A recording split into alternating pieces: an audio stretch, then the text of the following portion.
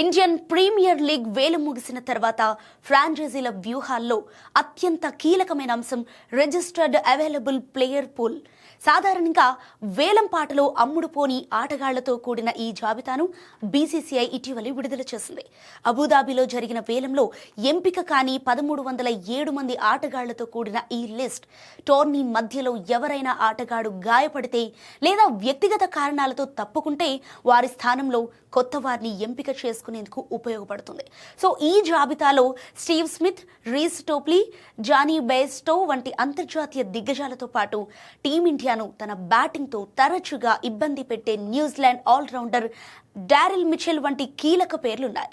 భారతీయ ఆటగాళ్ల విషయానికి వస్తే మయాంక్ అగర్వాల్, ఉమేష్ యాదవ్, దీపక్ హుడా, కేఎస్ భరత్ వంటి సీనియర్ క్రికెటర్లు 75 లక్షల కనీస ధరతో అందుబాటులో ఉన్నారు. ఇక ఫ్రాంచైజీలు తమ బలబలాలను బేరేజు వేసుకొని అవసరమైన సమయాల్లో ఈ పూల్ నుంచి సమర్థులైన ఆటగాళ్లను తమ జట్టులోకి ఆహ్వానించవచ్చు.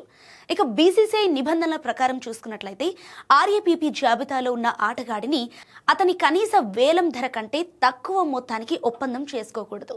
ఈ జాబితాలో ఉండే ఆటగాళ్లు వేలం ప్రక్రియలో పాల్గొని ఉండి మధ్యలో తప్పుకొని వారే ఉండాలి. ఒక ఆసక్తికరమైన విషయం ఏంటంటే ఇక్కడ చాలా జట్లు ఈ జాబితాలోని ఆటగాళ్లను నెట్ బౌలర్లుగా నియమించుకుంటాయి. అయితే ఒక జట్టు వద్ద నెట్ బౌలర్గా ఉన్న ఆటగాడిని మరొక జట్టు రీప్లేస్మెంట్ ప్లేయర్గా తీసుకోవాలని భావిస్తే మొదటి జట్టుకు ఆ ఆటగాడిపై ఎలాంటి హక్కులు ఉండవు.